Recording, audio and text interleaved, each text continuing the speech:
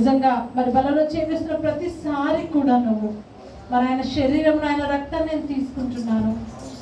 ఆత్మీయ స్థితిలో నేను ఎక్కడైతే చనిపోయిన స్థితిలో ఉంటున్నానో, మరి శారీరకంగానే ఎక్కడైతే బలహీనంగా ఉంటున్నానో, మరి దేవుడు మరి నేను ఆయన శరీరం ఆయన రక్తంలో తీసుకున్నప్పుడు ఆత్మీయంగా నేను ఎదుగుతాను, శారీరకంగా నేను బలపడతానని ఒక మంచి నమ్మకం, విశ్వాసంతో నువ్వు బలను తీసుకో. ప్రభు బలం తీసుకున్నప్పుడు, ఆయన శరీరం ఆయన రక్తంలో నువ్వు తీసుకున్నప్పుడు నువ్వు బలము పొందుకుంటావు. ప్రతి బలహీనత నుండి దేవుడు నీకు విడుదల కలుగజేస్తాడు. ఏదో ఆచారంగా తీసుకున్నట్లయితే, ఆనవాయితీగా తీసుకున్నట్లయితే అది ఒక ఆచారంగానే అయిపోతుంది. కానీ నేను ఆయన శరీరాన్ని ఆయన రక్తాన్ని నేను తీసుకుంటున్నాను కాబట్టి నాకు స్వస్థత కలుగుతుంది. నేను తీసుకుంటున్నాను కాబట్టి నాకు పునరుద్ధాన బలమును దేవుడు నాకు ఇస్తాడనే నమ్మకంతో నువ్వు తీసుకున్నప్పుడు నిజంగా అట్టి నమ్మకం నేను బలపరుస్తుంది. అందరూ కూడా హృదయపూర్వకంగా దేవుని ఆరాధన చేసుకున్నాను. ఒంటరిగా ఏడ్చినప్పుడు ఓదార్చువారు లేరు, నడచినప్పుడు ఆదరించువారు లేరు. ఒంటరిగా ఏడ్చినప్పుడు ఓదార్చువారు లేరు, నడచినప్పుడు ఆదరించువారు లేరు. బిగ్గరగా ఏడ్చినప్పుడు కన్నీరు తుడిచే కృప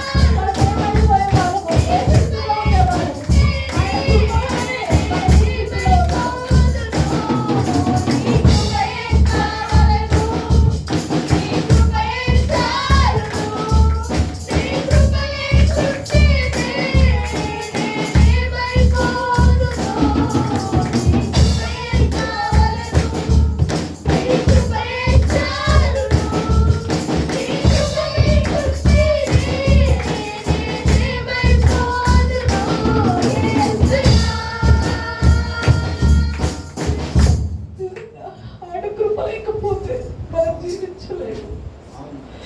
ఆయన కృప మరి మీ పట్ల ఉంది కాబట్టి, నీ కుటుంబం పట్ల ఉంది కాబట్టి ఈరోజు దేవుడు నిన్ను ఈ స్థితిలో నిలబెట్టాడు. ఈరోజు దేవుడు నన్ను ఈ స్థితిలో నిలబెట్టాడు.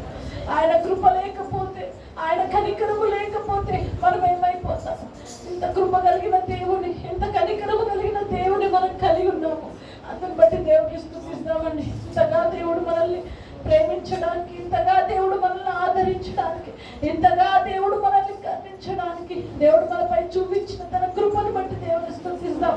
నిజంగా తన ప్రియ కుమారుని నీ కొరకు నా కొరకు ఈ లోకానికి దేవుడు పంపించాడు. మన పాపం నుండి, శాపం నుండి మనకు విడుదల కలగాలని, తన మరి రక్తం ద్వారా పాపం నుండి మనకు విడుదల కలగాలని తన ప్రియ కుమారుని లోకానికి పంపించాడు.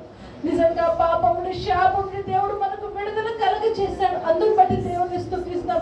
ఇంకా పాపంలోనే ఉన్నానని అనుకుంటున్నావు, కానీ అవన్నీ దేవుడు కలవసంలో కొట్టివేశాడు. అందుని బట్టి దేవుని స్తుతిస్తాం.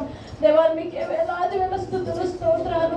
ఎంత గొప్ప దేవుడు తండ్రి. అవునైనా మీ కృప చాలును ప్రభా, మీ ప్రేమ చాలును ప్రభా, మీ కనికరము చాలును తండ్రి. మీకు వందనాలు. మీరు లేకపోతే మేము జీవించలేము నాయన.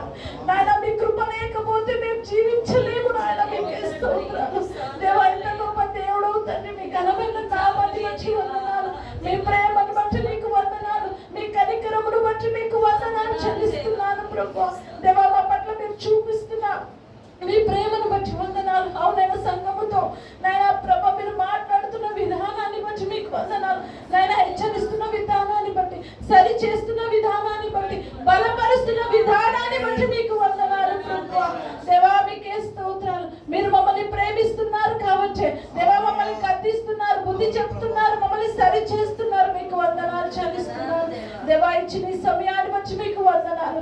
అవునైనా నా తండ్రి ప్రభు మీ దాసుని మరుగుపరిచి మాతో మాట్లాడిన ప్రతి మాటను బట్టి మీకు వందనాలు చెల్లిస్తున్నాను. ఏ పాచి వారము నాయన రాజా పెంట నుండి నాయన పెంట కుప్పల నుండి దీనులను, దరిద్రులను పైకి లేవనెత్తినట్టుగా దేవా మమ్మల్ని నిలబెట్టుకున్న గొప్ప తండ్రి మీకే వందనాలు. పరిశుద్ధుడా మీకు స్తోత్రాలు, పరిశుద్ధుడా మీకే స్తోత్రాలు, పరిశుద్ధుడా మీకే స్తోత్రాలు చెల్లిస్తున్నాము తండ్రి. మీకే స్తోత్రాలు.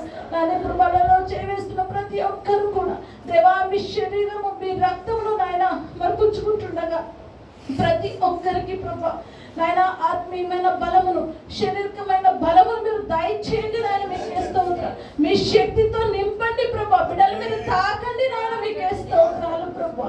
దేవా మీకే స్తోత్రం. అవునైనా నన్ను జ్ఞాపకం చేసుకుంటే దీన్ని చేయడానికి సెలవిచ్చావు. అవునైనా మీ మరణ పునరుద్ధాన మరి నాయన మేము జ్ఞాపకం చేసుకొని ప్రభా మరి బలలో చేవేస్తుండగా ప్రతి ఒక్కరిని బలపరచమని స్తుతి ఆరాధన మా ప్రభువును రక్షకుడైన యేసయ్య నామమున స్తుతిస్తున్నాము తండ్రి. ఆమేన్.